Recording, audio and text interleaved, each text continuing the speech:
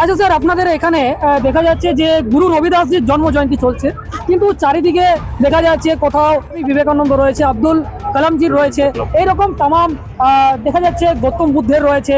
আবার এটাও দেখা যাচ্ছে যে আপনারা রেখেছেন দক্ষিণ আফ্রিকার নেলসন ম্যান্ডেলা, যিনি রাষ্ট্রপতি। সেখানে তো আপনারা এটা কি দেখাতে চাইছেন, কি আপনাদের? সাহেব ডক্টর বি আর আম্বেদকর জি একটা কথা বলেছিলেন, সেই কথাটা আমার বলতে ইচ্ছা করছে। যে জাতি নিজের ইতিহাস জানে না, সেই জাতি কখনো নিজের ভবিষ্যৎ নির্মাণ করতে পারে না। যে সমাজ, গুরু রবিদাস বা আমাদের যে মহান ব্যক্তিগণ রয়েছেন, হ্যাঁ, তারা যে সমাজের স্বপ্ন দেখেছিল, কোথাও না কোথাও 1% হলেও আমরা সেই দিকে অগ্রসর হয়েছি এবং সফলতা অর্জন করেছি। আপনার কি মনে হয় যে একদিকে গুরু রবিদাসজির যখন কথা বলা হয়, তখন মানুষ কিন্তু বলে যে এটা রবিদাসদের মহাপুরুষ। তো আপনার কি মনে হয়, তিনি কি শুধু রবিদাসদের মহাপুরুষ ছিলেন? কি মনে হয়? না, একদম না। তিনি রুইদাস সমাজের মানুষ ছিলেন, কিন্তু তিনি একবারও বলেননি যে রুইদাস সমাজই তার মূল উদ্দেশ্য হয়। তিনি চেয়েছিলেন সমস্ত মানুষ যেন সমতার সাথে বন্ধুত্ব ন্যায় আধারে সমাজ একত্রিত হয়ে সমাজ গড়তে চায় এবং বন্ধুত্ব হতে চায়। আমাদের মধ্যে কোনো ভেদাভেদ থাকবে না, সবাই সমান। আমরা একটাই আমাদের ধর্ম থাকবে, সেটা হচ্ছে মানব ধর্ম। আসল শিক্ষা কি, মানে এই যে আমরা পড়ছি, হয়তো চাকরি পেয়ে গেলাম, শিক্ষিত হয়ে গেলাম, কিন্তু সমাজের জন্য শিক্ষিত, সমাজকে শিক্ষিত করার যে দায়িত্ব সেটা। তো সেই জন্য আমাদের বিভিন্ন মহাপুরুষকে নিয়ে আমাদের যে এই প্রচেষ্টা, তাদের বাণীগুলোকে সমাজের মধ্যে ছড়িয়ে দেওয়া, যে আসল শিক্ষা বই পড়ে নয়, আসল শিক্ষা সমাজের জন্য শিক্ষা। ভারতীয় যে সমাজ ব্যবস্থা ছিল, সেখানে ধর্মীয় আন্দোলনের সাথে যে মহাপুরুষগণ যুক্ত ছিলেন, তার মধ্যে সন্ত কবির, গুরু নানক, রবিদাস, এইরকম যে মহান ব্যক্তিগণ রয়েছে, তাদের যে সমাজের প্রতি যে মানে নির্দেশ, জাতপাতবিহীন এবং ভাইচারা নির্মাণ করে সমাজে একসাথে বসবাস করার যে চারিপাশ যদি দেখানো যায়, তাহলে দেখতে পাবেন এখানে এক সাইডে ডক্টর বি আর আম্বেদকরজির ফটো আছে, অপর সাইডে আমাদের গুরু রবিদাসজির ফটো আছে। ওই দিকে আমরা যদি দেখি, আরও বিশেষ কিছু মহৎ মনীষী ব্যক্তিদের ফটো আছে। তো জীবন যেহেতু ছোট, ক্ষুদ্র, তো সেই ক্ষুদ্র জীবনে বৃহৎ কিছু করতে হলে আমাদের একটা দিশা দেখতে হবে, আমাদের একটা উদ্দেশ্য নির্ধারিত করতে হবে। সেই উদ্দেশ্যকে সামনে রেখে আমরা করেছে। মানুষ কিন্তু জানতে চাইছে, মানুষ সেই একতাটা চাইছে। এখানে যতজন মানুষ আপনি দেখলেন, তারা কিন্তু শুধুমাত্র রবিদাস বা রুইদাসদের সম্প্রদায়ের মধ্যে ছিল না, তারা কিন্তু মুসলিম সম্প্রদায়ের মধ্যে ছিল, তারা চাষাভুষের মধ্যে ছিল, অনেকে ব্রাহ্মণ সম্প্রদায়ের মধ্যেও ছিল। নমস্কার, আমি নয়ন, আর আপনারা দেখছেন এমএন বার্তা। একদিকে যখন যুব সমাজ মোবাইল হাতে ব্যস্ত, ঠিক সেই সময় এই বীরভূমের মাটিতে কেন্দ্রগড়িয়া গ্রামের যে যুব ছেলেরা রয়েছে, আপনারা দেখছেন এখানে প্রত্যেকে কিন্তু যুবক। কেউ স্কুলে পড়ে, কেউ কলেজে পড়ে। তারা 650 বছর আগে মধ্য ভারত, যে সময় প্রায় 550 থেকে 650 বছর আপনারা বলতে পারেন, সেই সময়ের ইতিহাসকে তারা আজকে জীবিত রেখেছে। তাই বলা যেতে পারে যে যুব সমাজ শুধু মোবাইলে পড়ে থাকে না, তারা মহাপুরুষদের দেখানো রাস্তায় কিন্তু চলে। আজকে সেই রকমই যে যুবরা রয়েছে, তারা কি চাইছে আমি তাদের সাথে কথা বলবো। আচ্ছা স্যার, আপনারা গুরু রবিদাস স্মৃতি সংঘ গুরু রবিদাসজির জন্ম জয়ন্তী পালন করছেন, একদিকে যখন যুব সমাজ মোবাইলে ব্যস্ত, সেই সময়ে আপনারা এই ধরনের একটা প্রোগ্রাম করছেন, কি উদ্দেশ্য? আমাদের মূল উদ্দেশ্য, যেহেতু আমরা যুব সমাজ, আমরা চাই আমাদের যে মহাপুরুষরা আছেন, আগে যারা আমাদের রাস্তা দেখিয়েছেন, আমাদের সমাজকে রাস্তা তৈরি করে দিয়ে গেছেন, তারই সূত্র বা অনুপাত আমরা ধরতে চাইছি। এই জন্যে যে তারা যে দেশের যেভাবে লড়াই করে গিয়েছেন, সমাজের জাতপাত নির্মূল করার চেষ্টা করে গিয়েছেন, অথচ আজও ভারতবর্ষে জাতপাত রয়ে গেছে। তো তারই পরিপ্রেক্ষিতে আমরা যুব সমাজ মিলিতভাবে এই কাজটা উদ্যোগ নিয়েছি, এই কারণে যে আমরা যতটা পারি মানুষের মধ্যে ভেদাভেদ দূর করার চেষ্টা করব। আমরা বন্ধুত্ব, ন্যায়, সমতা, স্বতন্ত্রতা এই আধারে সমাজ গড়তে চাই। এই আশা রেখে আমরা এই উদ্দেশ্য, এবং আমার যে মহাপুরুষ গুরু রবিদাসজির তার যে স্মৃতি বা তার যে চালনা করা যে পদ্ধতি, বাণী, সেগুলো আমরা অনুসরণ করে সমাজকে বার্তা দিচ্ছি যে আগামী দিনে আমরা একত্রিত হয়ে সমাজ গড়তে চাই এবং বন্ধুত্ব হতে চাই। আমাদের মধ্যে কোনো ভেদাভেদ থাকবে না, সবাই সমান। আমরা একটাই আমাদের ধর্ম থাকবে, সেটা হচ্ছে মানব ধর্ম। আমরা এই আশা রেখে আমরা এই কাজে এগোচ্ছি। না, আপনার কি মনে হয় যে একদিকে গুরু রবিদাসজির যখন কথা বলা হয়, তখন মানুষ কিন্তু বলে যে এটা রুইদাসদের মহাপুরুষ। তো আপনার কি মনে হয়, তিনি কি শুধু রুইদাসদের মহাপুরুষ ছিলেন? কি মনে হয়? না, একদম না। তিনি রুইদাস সমাজের মানুষ ছিলেন, কিন্তু তিনি একবারও বলেননি যে রুইদাস সমাজই তার মূল উদ্দেশ্য হয়। তিনি চেয়েছিলেন সমস্ত মানুষ যেন সমতার সাথে বন্ধুত্ব ন্যায় আধারে সমাজ গড়তে পারে। তারই পরিপ্রেক্ষিতে তিনি চেয়েছিলেন যে এই যে বিজ্ঞান জগতে মানুষ সততার সাথে এবং যুক্তি ভিত্তিক যেন সমাজ গড়তে পারে। তিনি চেয়েছিলেন সমস্ত মানুষ একত্রিত হয়ে যেন রাস্তায় আন্দোলন করতে পারে এবং সমাজকে সঠিক দিশা দেখাতে পারে। তার অনুসরণে আমরা আজ অনুসারিত। আপনার নাম? আমি সমর রবিদাস, গুরু রবিদাস জি ট্রাস্টের আমি একজন সদস্য, বর্তমানে আমি এখন প্রেসিডেন্ট। তো এখানে আরো অনেকে রয়েছে, আমি তাদের সাথেও কথা বলবো। আচ্ছা স্যার, আপনাদের এখানে দেখা যাচ্ছে যে গুরু রবিদাসজির জন্ম জয়ন্তী চলছে, কিন্তু চারিদিকে দেখা যাচ্ছে কোথাও নজরুল, যিনি আমাদের বিদ্রোহী কবি কাজী নজরুল বলা হয়, তার বাণী রয়েছে, স্বামী বিবেকানন্দ রয়েছে, আব্দুল কালামজির রয়েছে, এইরকম তামাম দেখা যাচ্ছে গৌতম বুদ্ধের রয়েছে।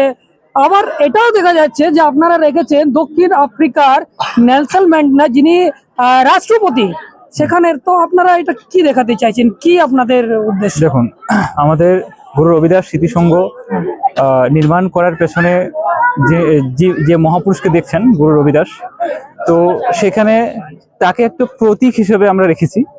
তা বলে এই নয় যে শুধুমাত্র তার বিচারটাই আমরা মানে উপস্থাপন করছি এখানে কিন্তু তার বিচারের সাথে যদি দেখা যায় সেই সমস্ত যে মহাপুরুষগুলোর নাম বললেন আপনি, সেই সমস্ত মহাপুরুষদের যে উদ্দেশ্য, সমাজের প্রতি যে দৃষ্টিভঙ্গি, সেটা কিন্তু কোথাও না কোথাও মিল খায়। তো আমরা সেই সমস্ত মহাপুরুষগণকে রেখেছি, আর এখানে রবিদাস স্মৃতিসংঘ আমরা নাম রেখেছি ঠিক কথাই, কিন্তু সেই সমস্ত মহাপুরুষদের উদ্দেশ্য এবং সমাজের প্রতি যে বার্তা, সেটা আমরা সেই সমাজকে দিতে চাই। তো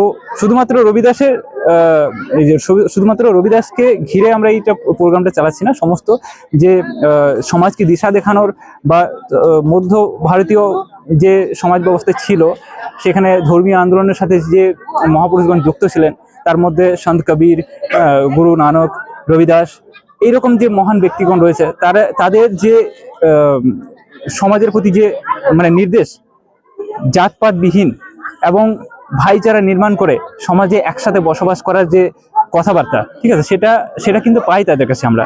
এবং আমরা চাইছি আমাদের সংস্থার মাধ্যমে সেই যে বিচার রয়েছে মানুষের মধ্যে, সেটা যাতে জাগরিত হয়, মানুষ যাতে একসাথে মিলেমিশে কোনো রকম দাঙ্গা মারামারি ছাড়াই তারা যাতে মিলেমিশে থাকতে পারে, কোনো রকম জাতপাত ছাড়াই যাতে মিলেমিশে থাকতে পারে, সেটা একটা উদ্দেশ্য বলতে পারেন আমাদের গুরু রবিদাস স্মৃতিসংঘের পক্ষ থেকে। আপনারা কত বছর থেকে করছেন? আমরা খুব একটা বেশি দিন হয়নি, এটা আমরা আগে বছরই এর উদ্বোধন করেছি গুরু রবিদাস স্মৃতিসংঘ। আমরা আমাদের গ্রামের বেশ কিছু যুবক আমরা ঠিক করি যে আমাদের জীবন যেহেতু ছোট, ক্ষুদ্র, তো সেই ক্ষুদ্র জীবনে বৃহৎ কিছু করতে হলে আমাদের একটা দিশা দেখতে হবে, আমাদের একটা উদ্দেশ্য নির্ধারিত করতে হবে, সেই উদ্দেশ্যকে সামনে রেখে আমরা এগোবো। তো আমরা ঠিক করি যে আমরা একটা সংস্থা বানাবো এবং সেটা এমন এক মহান ব্যক্তির নামকরণে হবে যেটা কিনা আমাদের মানে সমস্ত মানুষ বা তার যে বিচার রয়েছে, সেটা সমস্ত যে ক্যাটাগরির মানুষ রয়েছে, সমস্ত মানুষকেই যাতে সেই আওতায় আমরা আনতে পারি। তো সেটা আমরা ডিসিশন নিই, আমরা একটা সংস্থা করব এবং আজকে তার পরিণতি আপনি যেটা দেখছেন। কিরকম সফলতা কিরকম আসছে বলে মনে হচ্ছে?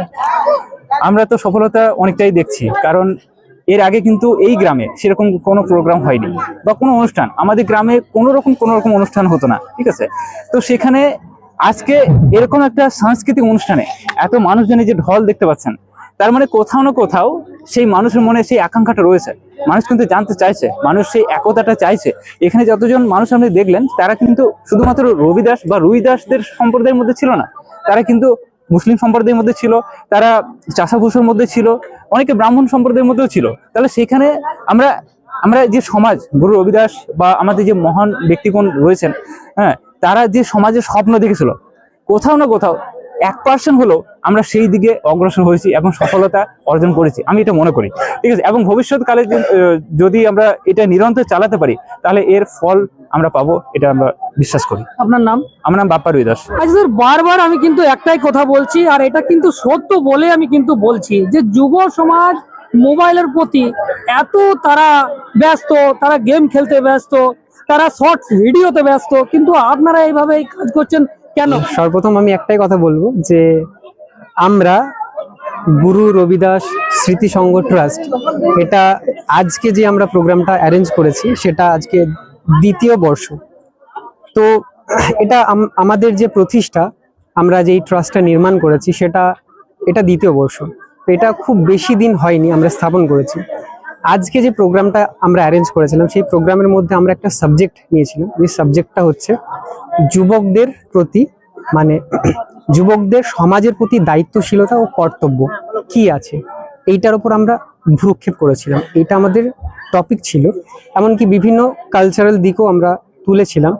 তো আমি যে টপিকটা নিয়ে আলোচনা করবো ছোট্ট করে, সেটা হচ্ছে যুবকদের প্রতি সমাজের যে দায়বদ্ধতা আছে সেটা আমরা কিভাবে দেখছি।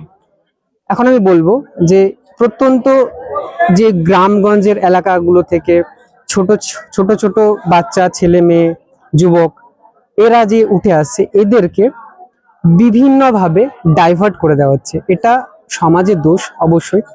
সেই সঠিক দিক নির্দেশ করার যে দায়িত্ব সেটা পুরোপুরি আমাদের যুবকদের উপর।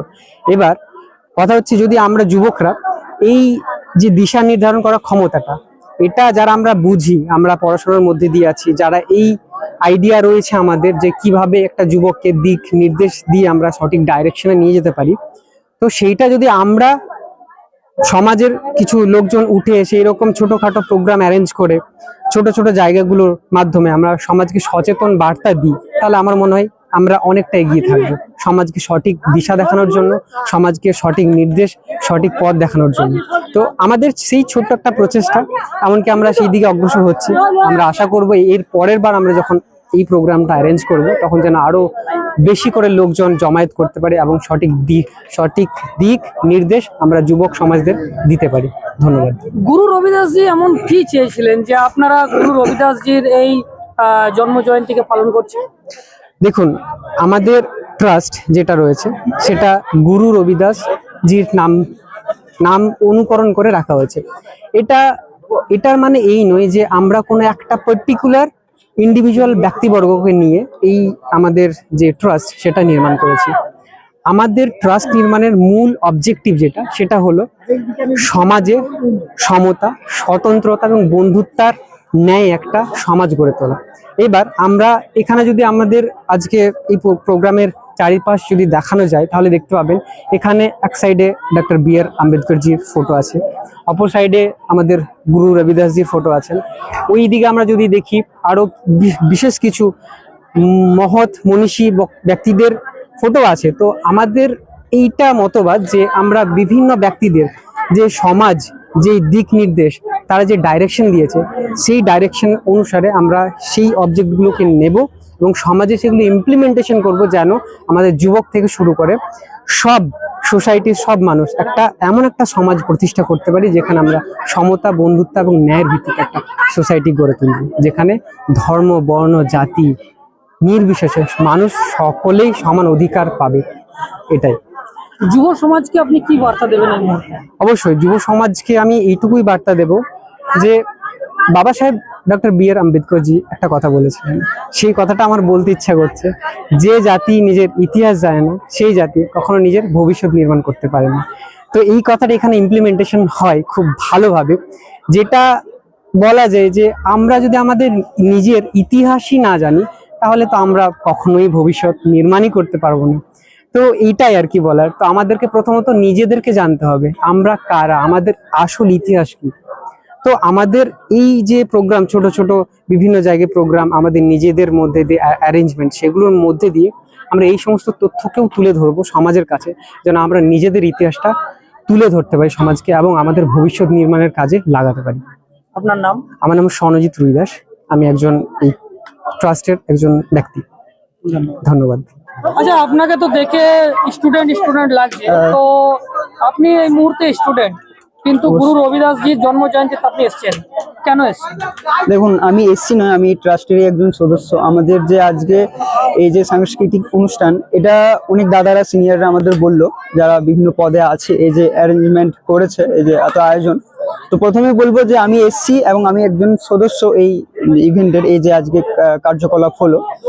তো একদিকে যুব সমাজের যে এই সাবজেক্ট ছিল, আমি একজন অ্যাডাল্ট, আমি স্টুডেন্ট, তো ভালো খারাপ দুটোই আছে, অনেক সমস্যা, অনেক জর্জরিত, অনেকে বিচার, আমি অত যাব না, ভালো খারাপ দুটো আছে। তো আমি এখন বড় হচ্ছে, আমি কনজিউম করছি এই সমাজ থেকে ভালো খারাপ দুটোই।